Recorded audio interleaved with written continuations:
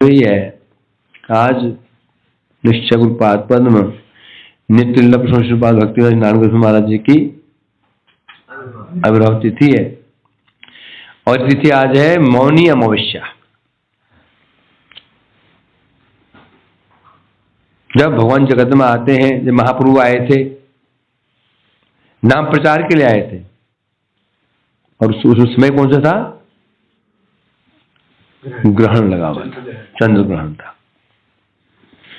सब लोग उस समय नाम कीर्तन कर रहे थे। जिस कार्य के लिए महाप्रभु आए थे वो जन्म लेने के साथ ही साथ उसको प्रकाशित कर दिया।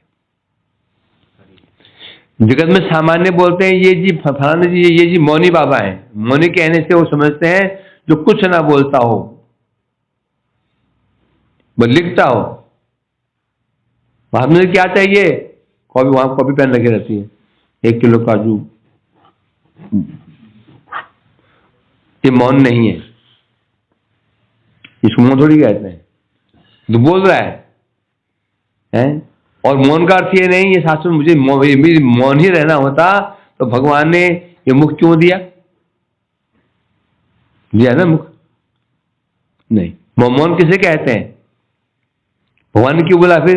भगवान क्यों? जीवान भक्ति भगवत गुण नाम ध्येयम। ये जीवा भगवान का गुण नाम नहीं करते, उसको यमराज ने कहा था मेरे पास लेकर जाओ उसको। श्रवणम कीर्तनम। यदि मौन रहना हो तो कीर्तन की विधि क्यों है? मत चित्त का मत बनाना बुद्ध पर कथन माम नित्यम। गीता में भगवान ने कहा जो मेरे भक्त होते हैं सतत कीर्तयंत माम नित्यम, मेरा निरंतर कीर्तन करते रहते हैं और आनंद में डूबे रहते हैं। तो मौन का अर्थ क्या है? एक सामान्य अर्थ होता है, एक विशेष अर्थ होता है। सामान्य अर्थ तो यही है कि चुप रहो, परंतु वास्तव में मौन का अर्थ है भगवत कथा कीर्तन। जितनी जड़ीय कथाएं हैं, माया की कथाएं हैं, जो कथाएं कष्ट देने वाली हैं, दुख में कथाएं, फंसाने वाली कथाएं हैं, जिनको कहते हैं विषय वार्ता। असत पाचाल जो असत वार्ताएं हैं, इसको ही मौन, इसको कहा गया परित्याग करो। असद वार्ता क्यों? ये असद वार्ताएं जो होती हैं यही व्यक्ति को फंसा देती हैं, है ना? इसलिए तो आज मौनी अवस्था इन्होंने मानो ये दिखा दिया लक्षण की जगत में मैं क्या करने के लिए जा रहा हूं। हरि कथा गुणगान ही वास्तव में मौन। निर्जन क्या है? निर्जन में भजन करना चाहिए। मठ छोड़ दिया और बाहर जाके कुटिया में भजन करने लग गया, तो निर्जन भजन है क्या? साधु संग ही निर्जन। जहां समस्त प्रकार के विषय संग नहीं है उसे कहते निर्जन। चाहे वो 2 लोग बैठे हों कि 10 लोग बैठे हों, 1000 लोग बैठे हों, 10,000 लोग बैठे हों, 1000 लोग कीर्तन कर रहे हैं, कथाएं सुन रहे हैं, वो निर्जन है। तो ये दिखाया इन्होंने कि जगत में मौनी मौसम होता है कि आज के दिन क्या मौन रहना है। संसार की बातों से मौन। संसार की बातें फंसाने वाली हैं, कोई भी बातें करेंगे वो बातें हमें क्लेश देने वाली हैं, इसलिए इनको नहीं करना चाहिए। तो सारा जीवन संकल्प लेकर के आए मैं हरि गुणगान करूंगा। जगत में आते क्यों है महापुरुष? क्यों आते जगत में? उद्देश्य क्या होता है? भगवान की कथाओं का प्रचार करना, जीवोद्धार करना। नाम रुचि जीव दया। जीव दया क्या है? जीवों को बताना। क्या बताना? कि तुम्हारा असली एड्रेस कहाँ का है, तुम कहाँ के रहने वाले हो, तुम कहाँ के रहने वाले हो, उनका एड्रेस बताना। और तुम जिनके हो, भगवान के हो, वो भगवान कैसे है? हमें संसार में आ चुके हैं भगवान को भूल करके और संसारी व्यक्तियों के गुणानुमरण करते रहते हैं, सुनते रहते हैं, उसमें अपने आप को आनंदित महसूस करते हैं। परंतु वो जगत में महापुरुष क्यों आते हैं? जगत में आते हैं जो हमें नित्य धर्म में स्थापित करने के लिए हैं। धर्म से जब ग्लानि भवति भारत, जब जब भक्ति धर्म की हानि, मतलब क्या होता है, भक्ति लुप्त होने लग जाती है, उसमें महापुरुष आते हैं, भक्ति उत्थान। भक्ति कौन सी भक्ति? नित्य धर्म, भगवान की जो भक्ति है यही नित्य धर्म है। इसकी स्थापना करने के लिए जगत में आते हैं महापुरुष लोग। तो यह हमारे महज भी इसी प्रकार से भगवान की कृपा आदेश प्राप्त करके जगत में आविर्भूत हुए। आज के दिन जन्म हुआ, आविर्भाव हुआ इनका बिहार में जन्म हुआ है। और बचपन से ही बड़े ही भक्तिपरायण, माता पिता भक्तिपरायण। सुनते हैं माता पिता इनके राम भक्त थे। मेरी माता पिता राम भक्त, राम जी का भजन करते थे। क्यों? बगल में क्या है? मिथिला बगल में ही है। स्वाभाविक वहां भक्ति किस भक्ति होनी चाहिए? राम की भक्ति। जो अयोध्या है उसके आसपास जाओगे तो राम भक्ति मिलेगी। जहां ब्रजमंडल है आसपास जाओगे वहां कृष्ण भक्ति मिलेगी। कोशी चले जाओ, पलवल चले जाओ, यहाँ कृष्ण भक्ति होगी। अयोध्या के आसपास जहां तुम जाओगे, अयोध्या, इलाहाबाद इत्यादि, राम भक्ति मिलेगी। तो बिहार के बगल में क्या है? मिथिला, वही तो है मिथिला, इसलिए वहां राम भक्ति का प्रचार। तो माता पिता इनके राम भक्त थे।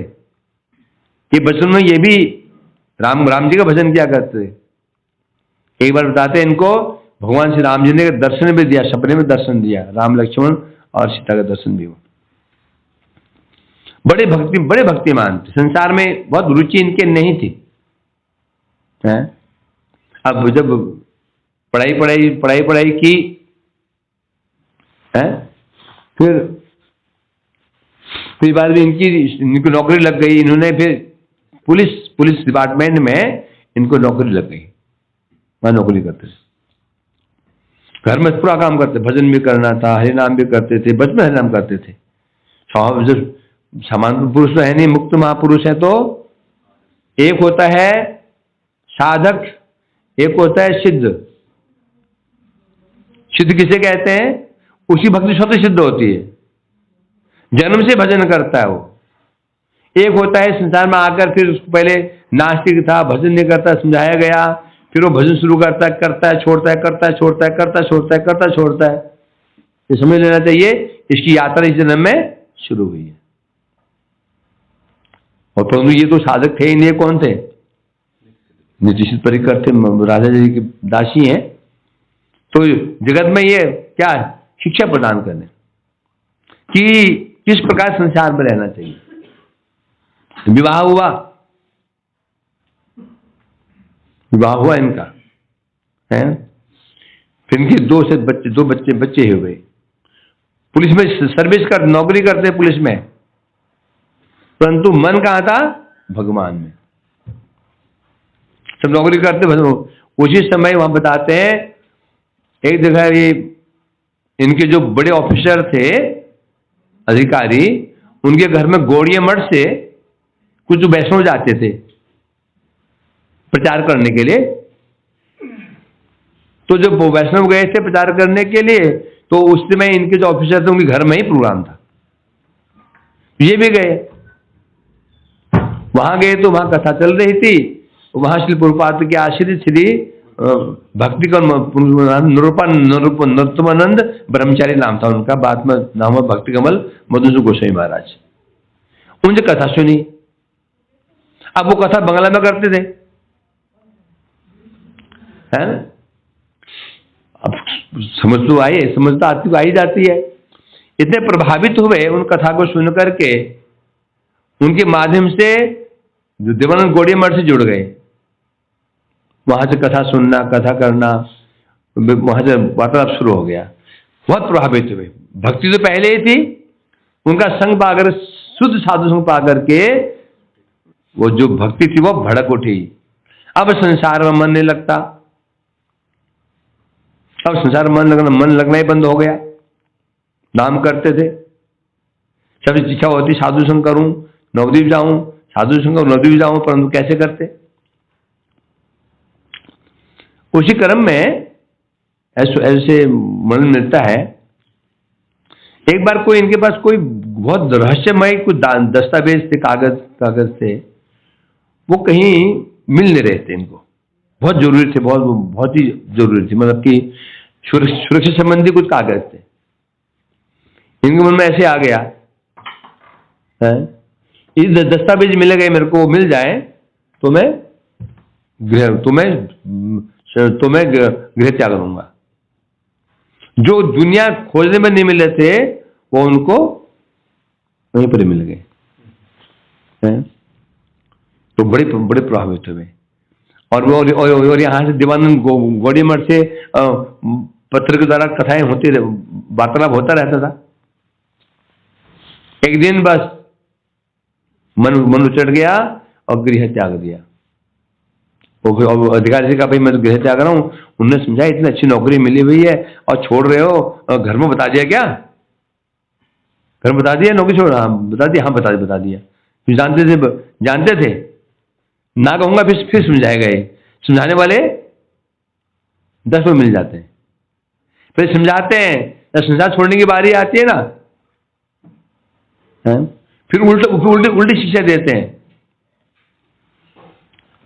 मैं जब घर में था तो मुझे एक वहां के बूढ़ा था, वृद्ध व्यक्ति थे, बहुत बड़े इंडस्ट्री, बहुत उनके कारखाना था।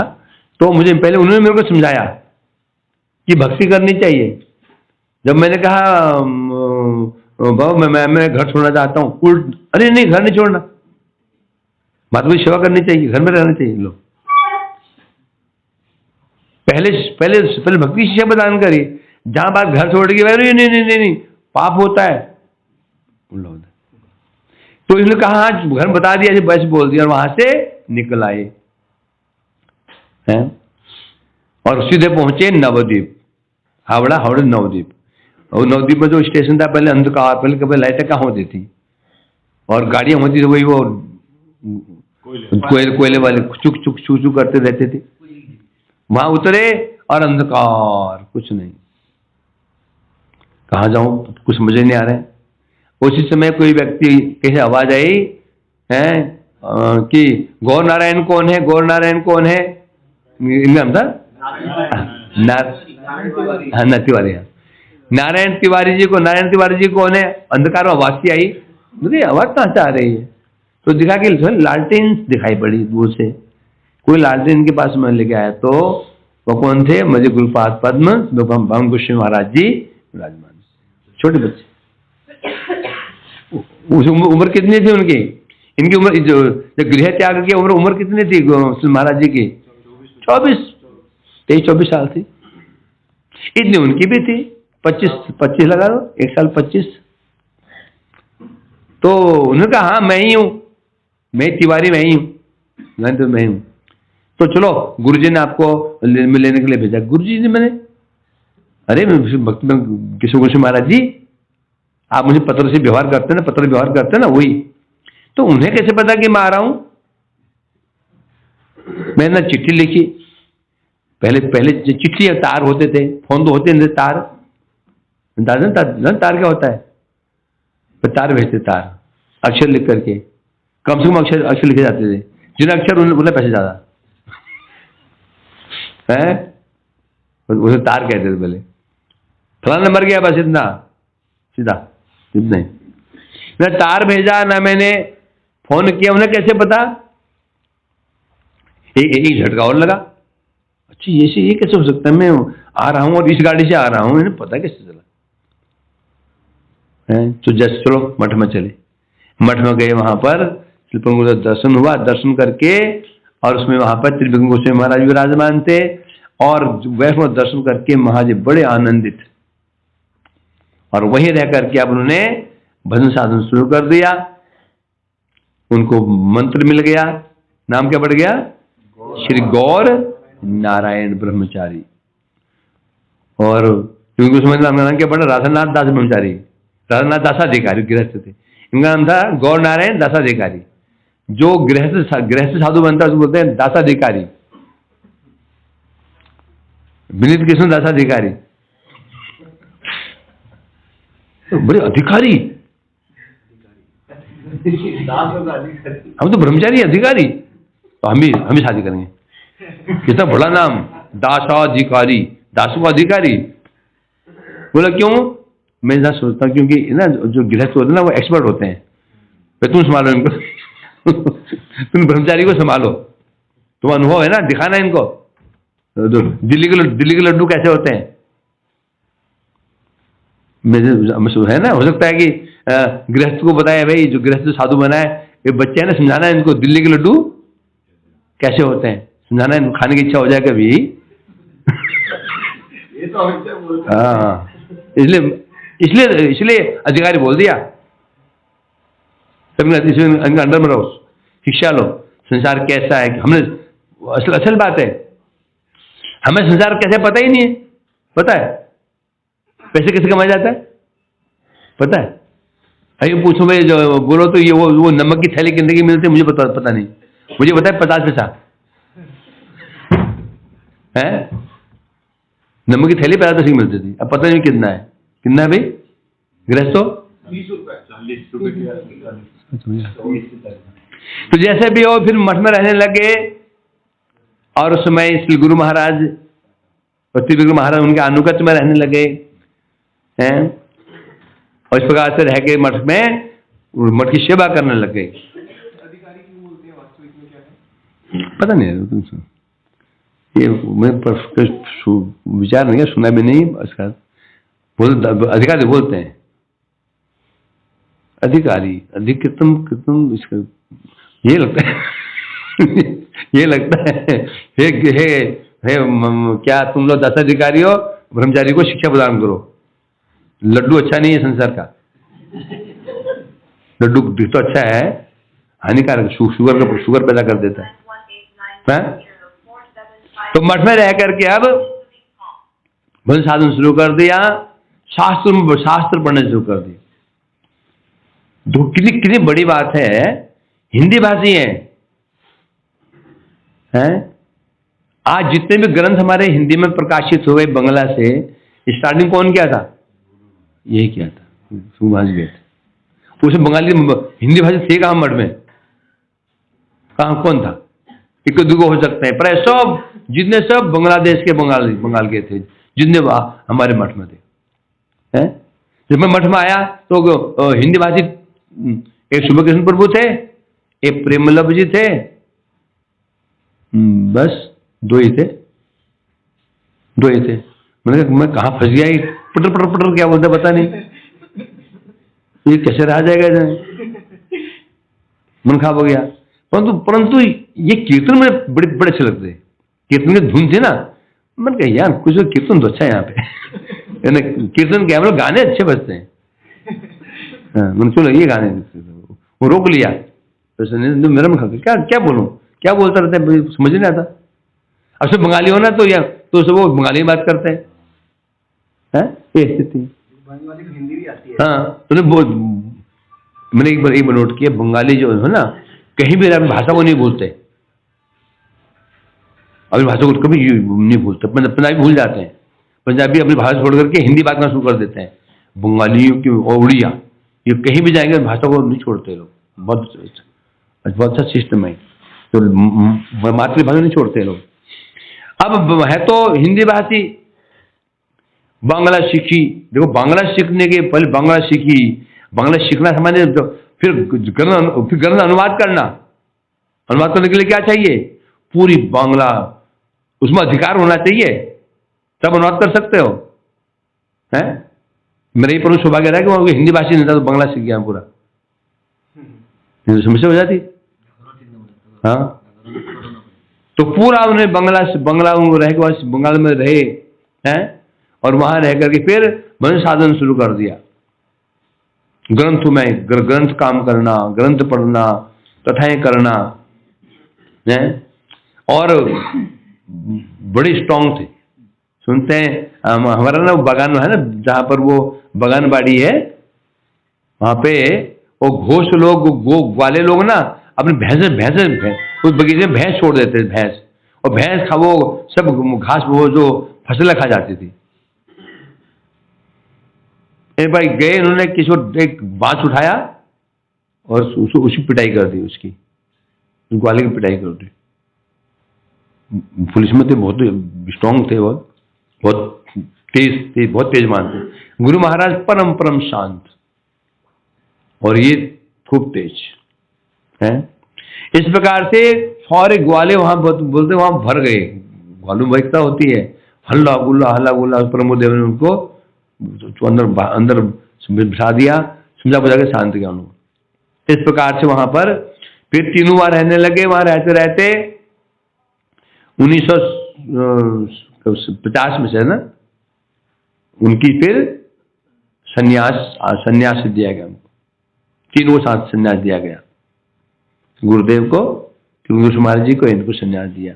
और संन्यास का नाम पड़ा, गुरुदेव का नाम पड़ा वामन महाराज, गुरु महाराज जी का, तो रघुनाथ जी का, त्रिविक्रम महाराज का नाम पड़ा गौर नारायण महाराज का नाम था गौर नारायण महाराज।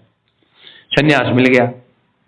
संन्यास के बाद परम गुरु ने विचार किया, देखा ये हिंदी भाषी है और अच्छा वक्ता है। गुरुदेव वक्ता कितने अच्छे थे, आवाज कितने साफ, किस प्रकार से कथा परिवेशन करना है। वक्ता की विशेषता क्या होती है? जो अपने भाव से ना बोले, श्रोताओं को भाव को समझे, अपने बोलते चले गए, है ना, पूरी योग्यता। अच्छा, कीर्तनिया कीर्तन जो गाते हैं थे ना, वो स्पेशली नमामिश्वरम सच्चिदानंद जो गाते थे कार्तिक महीने में, रोंगटे खड़े हो जाते थे।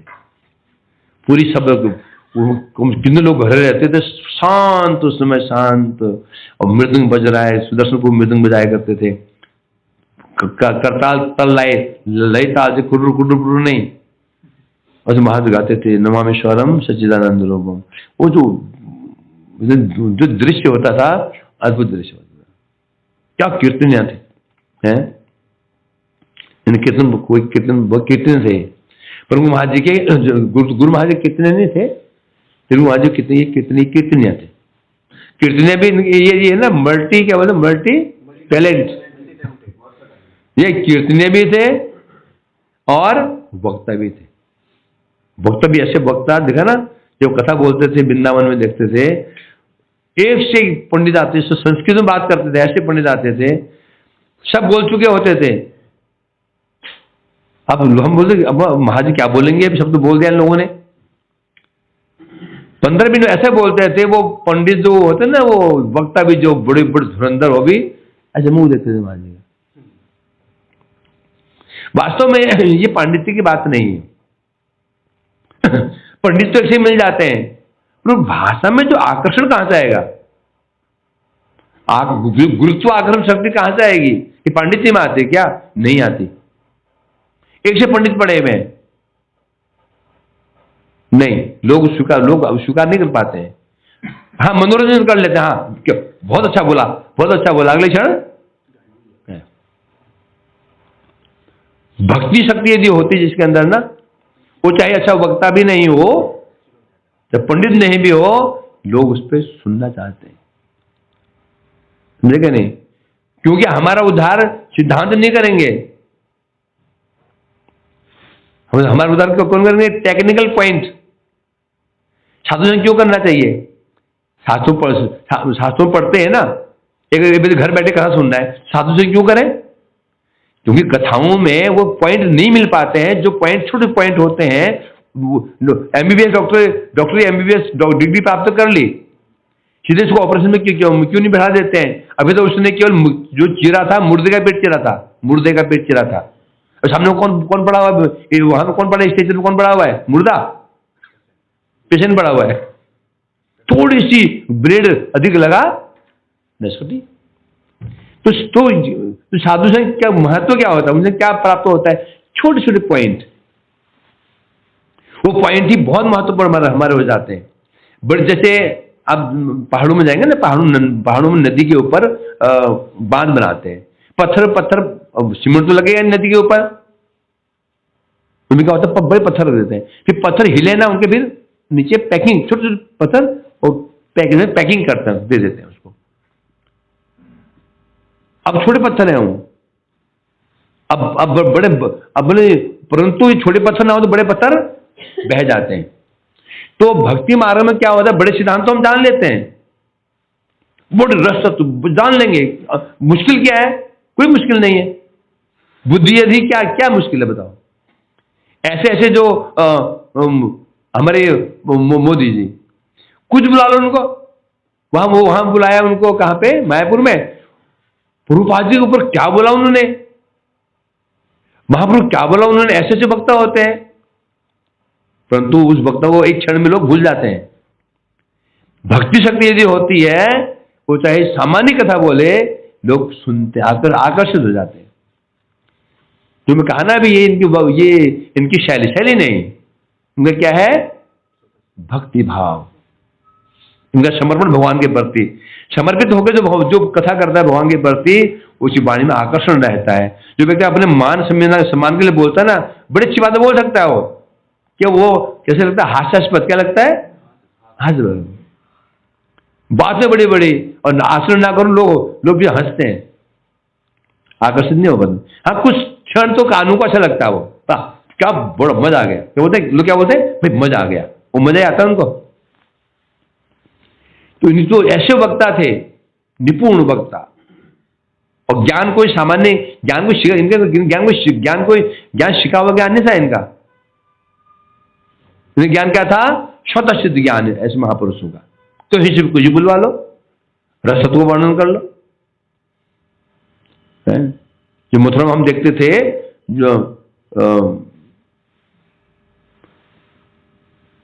जो बड़े बड़े पंडित, उनमें मनोहर, उसमें बड़े पंडित, सबसे बड़े पंडित ब्रजमंडल के मनोहरलाल शास्त्री, सबसे बड़े पंडित, उनके नीचे वासुदेव चतुर्वेदी।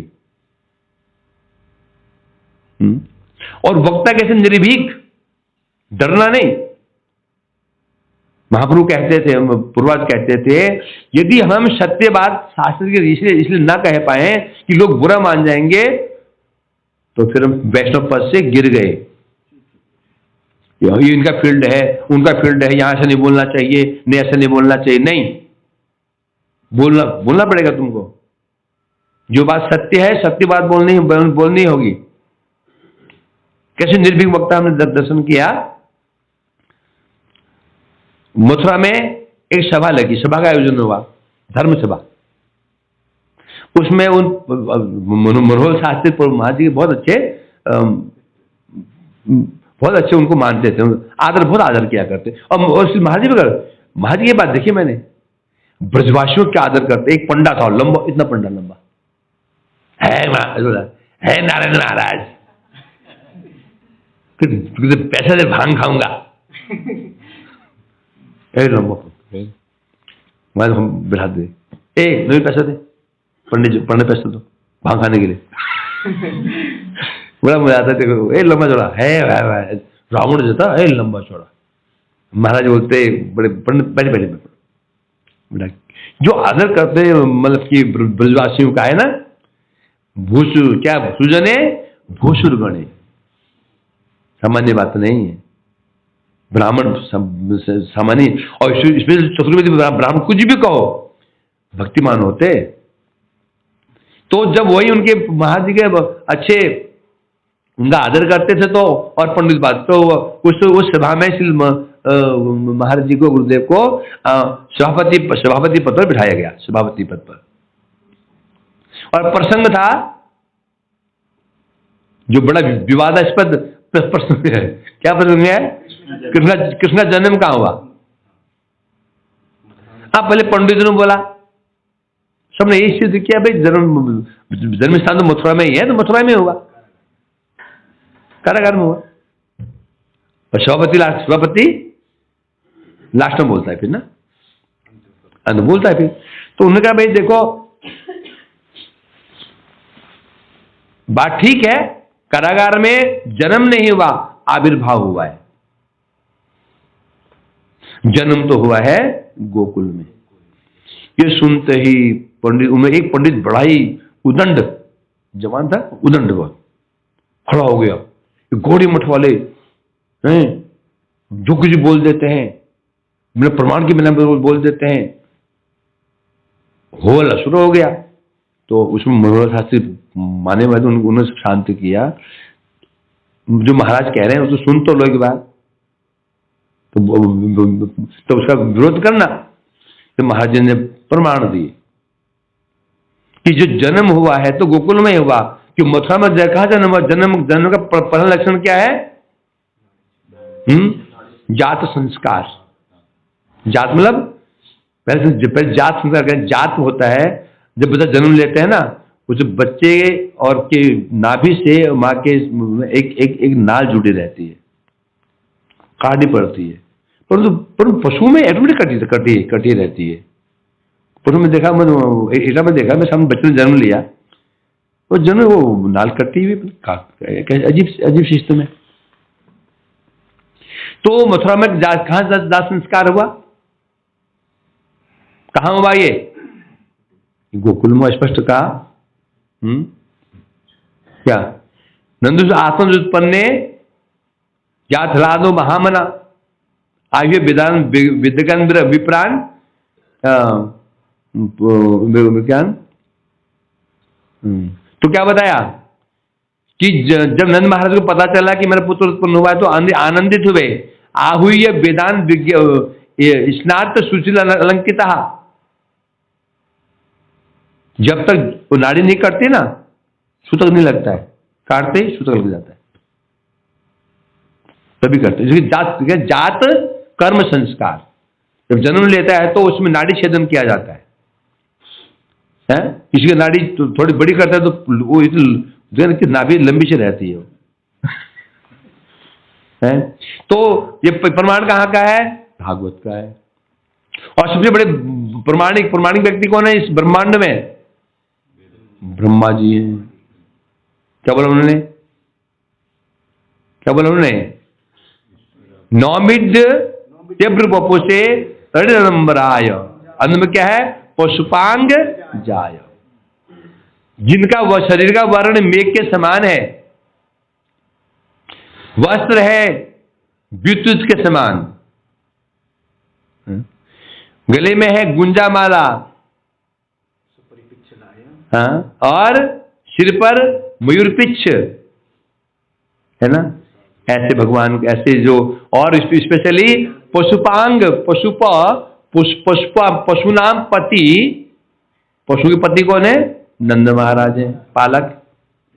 अंग जाय, उनके अंग से जो उत्पन्न हुए हैं उसे पशुपांग जाय कहते हैं। कहीं भी ऐसा वर्णन नहीं है कि, कहीं वैसे प्रमाण नहीं है कि कृष्ण का जन्म वसुदेव से अंग से हुआ क्या था? वसुदेव के हृदय भगवान आविर्भूत जरूर हुए, वहां से उनके गर्भ में प्रकाशित हुए, परंतु यहां पर स्पष्ट वर्णन है कि पशुपांग जाय।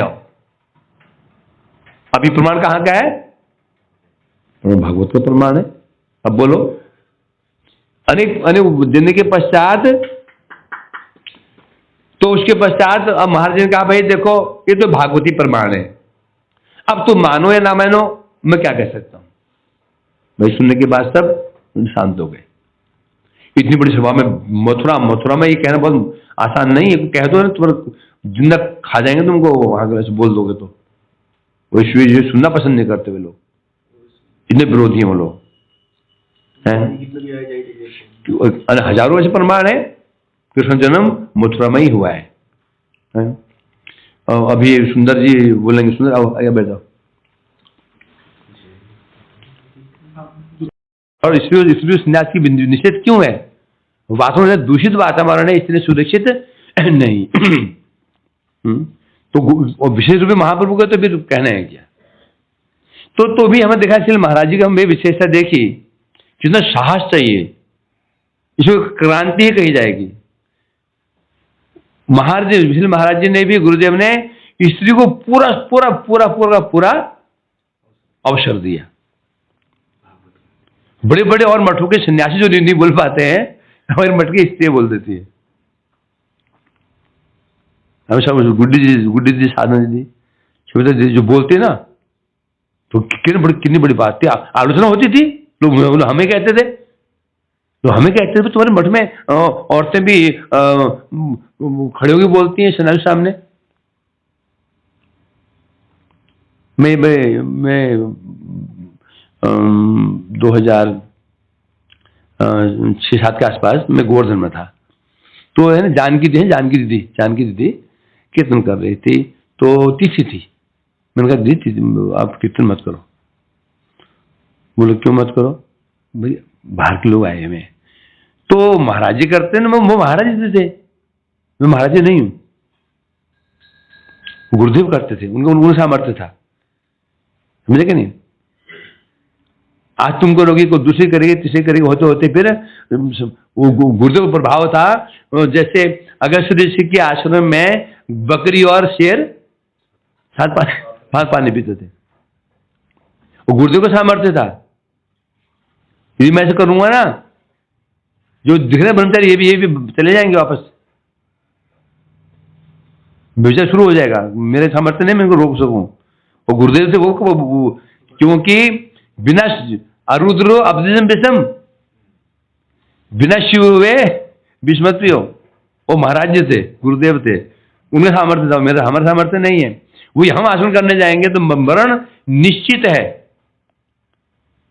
आजकल मैं देख रहा हूं कई लोग ऐसा होता है, नई बच्चियों को भी प्रोत्साहन दे रहे हैं, बुरी बात नहीं है, परंतु समस्या खड़ी हो जाती है, एक लिमिट समस्या खड़ी हो जाती है।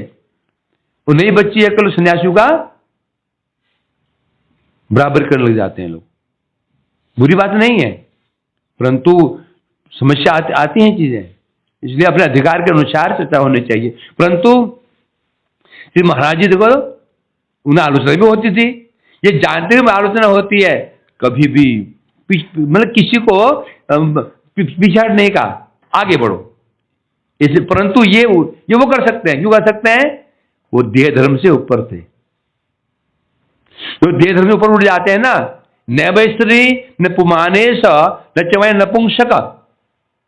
आत्मा न स्त्री है, न पुरुष है, न नपुंसक है, आत्मा होती है। परंतु ये कौन करेगा? जिसका जड़ दर्शन नहीं है। हमारा जड़ दर्शन है, जड़ दर्शन, फिर जड़ दर्शन होता है, फिर परमात्मा दर्शन होता है, फिर भगवत दर्शन होता है। हमें जड़ दर्शन हमारा है, तो हमें तो इसको पालन करना पड़ेगा। इसलिए महाराज जी का नहीं था, गुरुदेव का, लेकिन बराबर अवसर देते थे, है ना। बोलना नहीं चाहिए। मैं देखा कि जिनको अवसर दिया उनका भी कुछ लक्षण अच्छे दिखे नहीं दिया तो लक्षण को अच्छे दिखे नहीं है, ये दिखा हमने, समझे क्या नहीं। इसलिए तथापि उन्होंने देखा, जो आलोचना चाहते हुए भी सबको बराबर, जो आगे बढ़ो, जो सामने आया आगे बढ़ो, सबकी सहायता उन्होंने। ये बड़ी विशेषता देखी मैंने। अभी कहा ना सुंदर प्रभु ने कि हमारे जो गृहस्थों के सामने भी बोलने से लोग डरते हैं,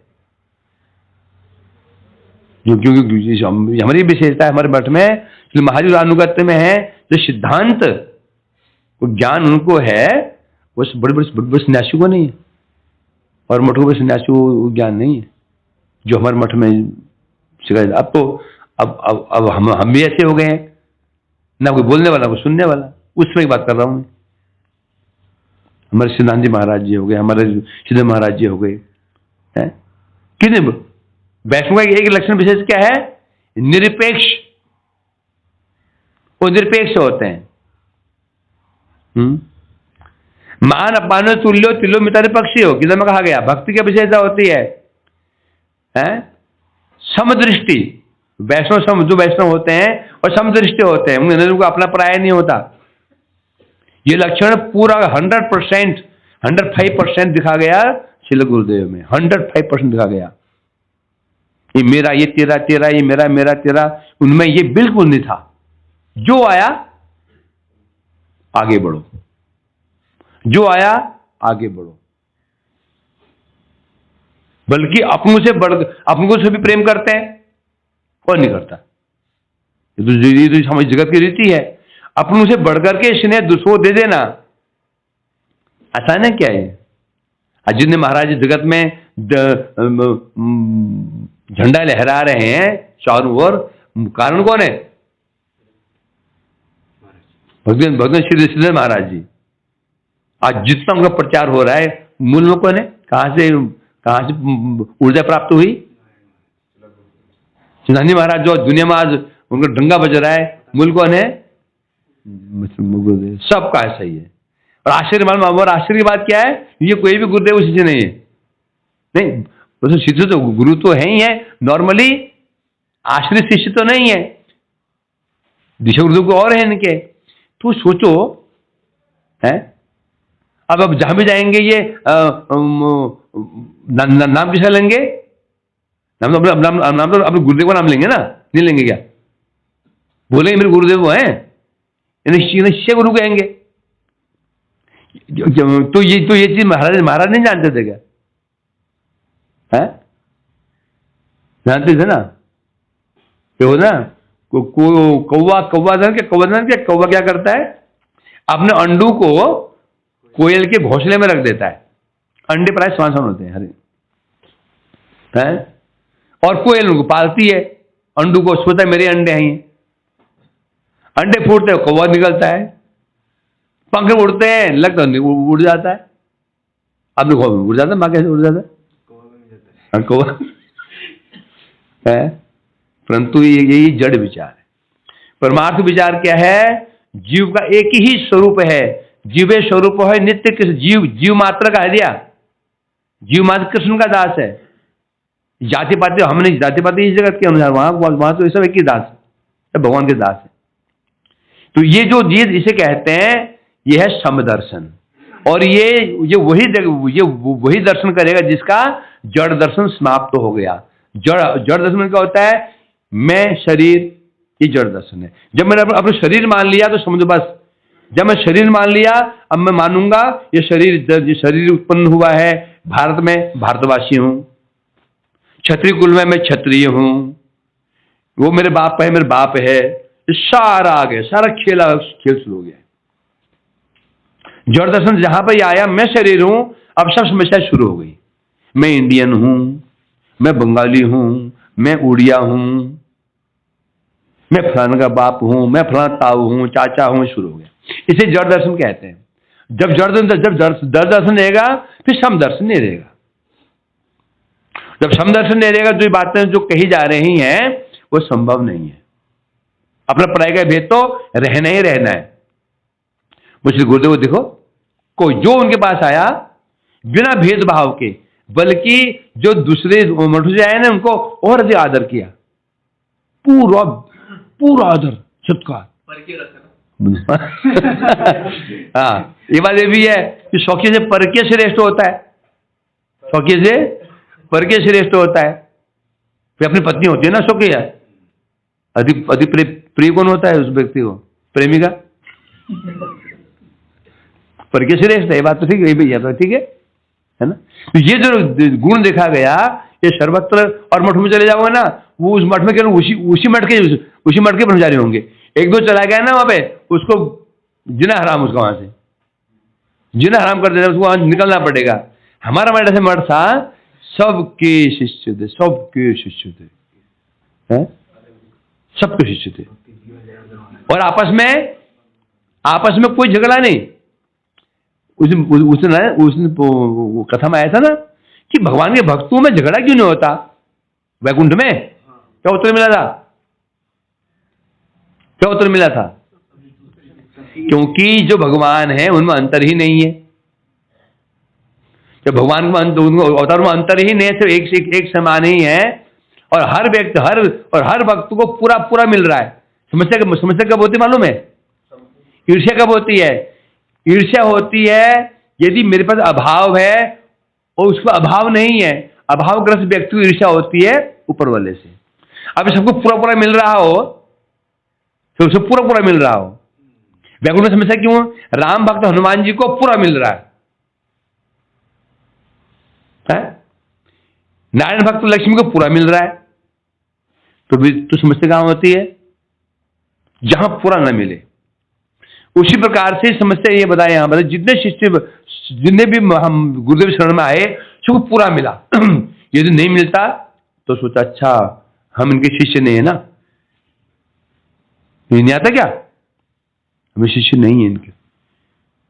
क्या कारण है? श्रीधर महाराज जी को जितने भी उनके आश्रित हैं, उन्होंने कभी अपने उनको गुरु से भिन्न माना ही नहीं। क्यों? क्योंकि उन्होंने अनुभव किया जो श्री महाराज जी को, जो महाराज जी से जो उनके शिष्य को प्राप्त हो रहा है उससे अधिक हमें प्राप्त हो रहा है, तो भी द्वेष कहां से आएगा? वैकुंठ द्वेष इसलिए नहीं है, सबको 100% मिल रहा है, सबको 100% मिल रहा है। हनुमान जी को 100% मिल रहा है, सीता जी को 100% मिल रहा है,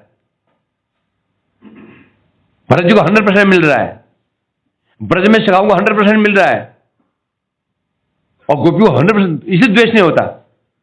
यदि कृष्ण थोड़ी भी पक्षपात करें, गोपियों पर सखाओं की उपेक्षा कर रहे तो क्या हो जाएगा? द्वेष हो जाएगा।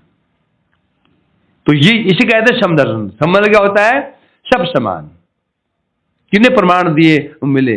अभी हम अपने मठ को संभालने में लगे रहते हैं ना।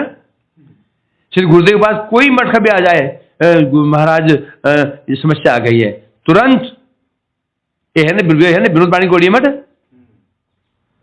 2000 के आसपास, 1999 में आसपास की बात हो, ये हुआ शायद।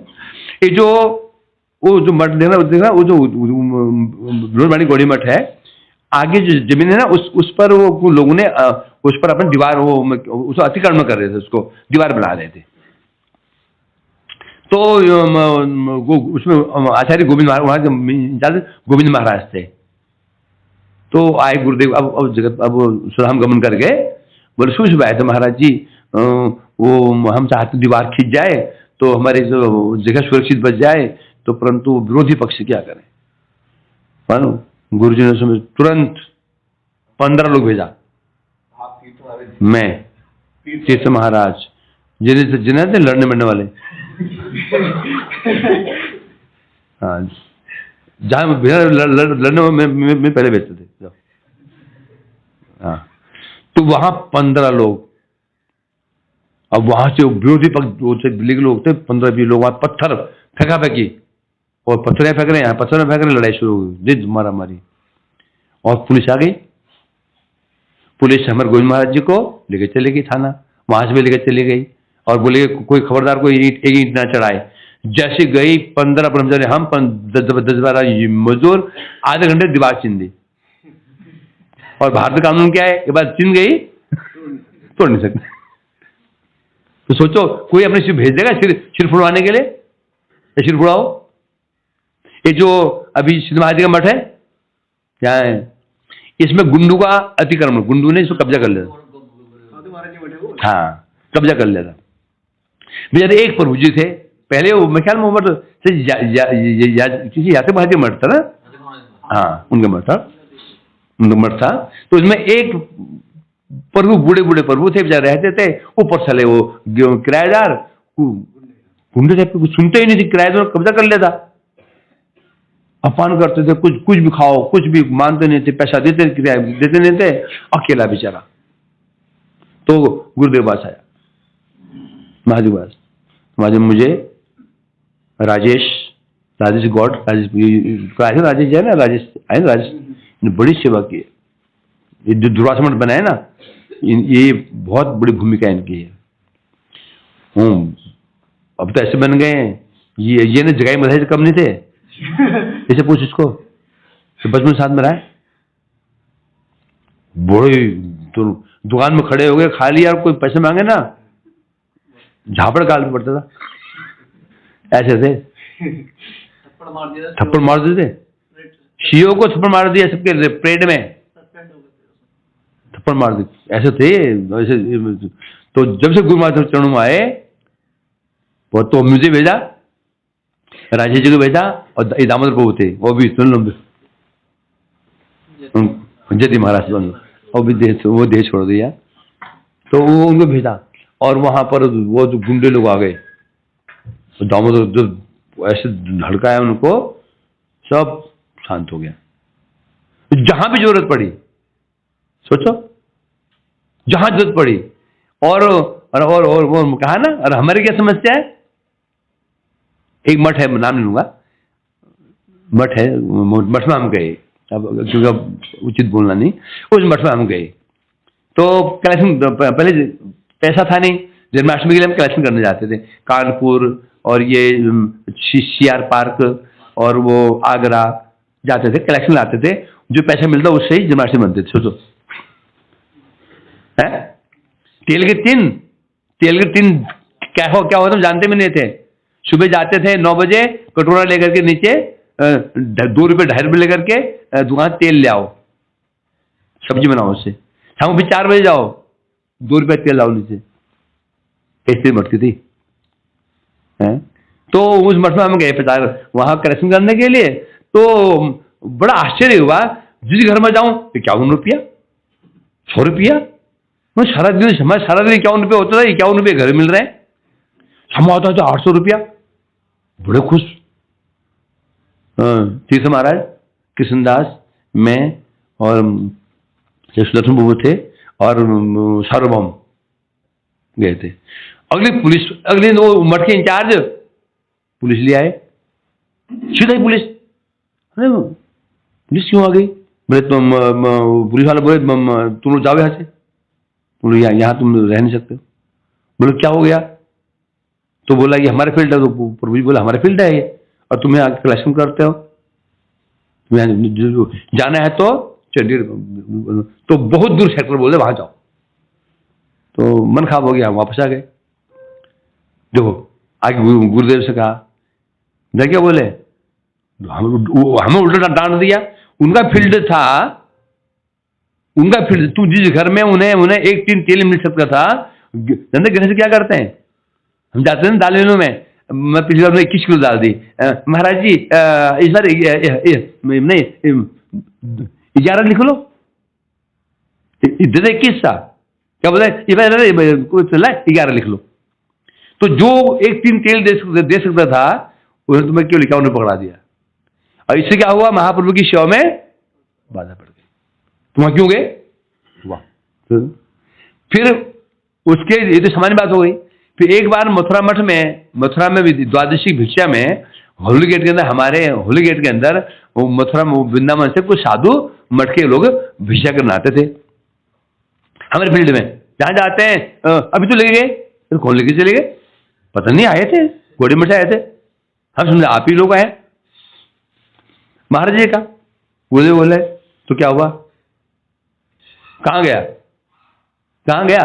मठ में गया ना, चित भी हमारा, पट भी हमारा, कहां गया? अपने घर में लेके गए, मठ में गया ना, तो क्या समस्या क्या तुमको? इसे कहते हैं। तो ये कोई लक्षण ऐसे दिखते हैं जो दिख जाता है। ये दर्शन कौन सा है? ये सम दर्शन कहते हैं इसको। ये सामान्य बात नहीं है, ये उसका ही हो सकता है जब संबंध ज्ञान हो। तो जिसका जड़ दर्शन है कभी भी इस भेदभाव से मुक्त नहीं हो सकता। हम ऐसे कर सकते हैं क्या? नहीं कर सकते। देखो गुरु भाइयों में क्या क्या क्या हाल हो रहा है, और मठ की बात छोड़ दो, तो ये तात्पर्य यह है, तो सिद्ध हो जाता ये जो व्यक्ति जो महापुरुष थे ये जगत के नहीं है। ये जगत के लोगों में ये गुण जगत के लोगों है ही नहीं। ये जो सिम्टम है ये जगत का नहीं है।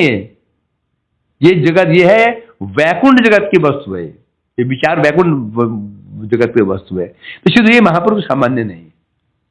हमें कृपा करने के लिए बताया, कृपा करने के लिए, हम पतित को उद्धार करने के लिए ऐसे महापुरुष जगत में आते हैं।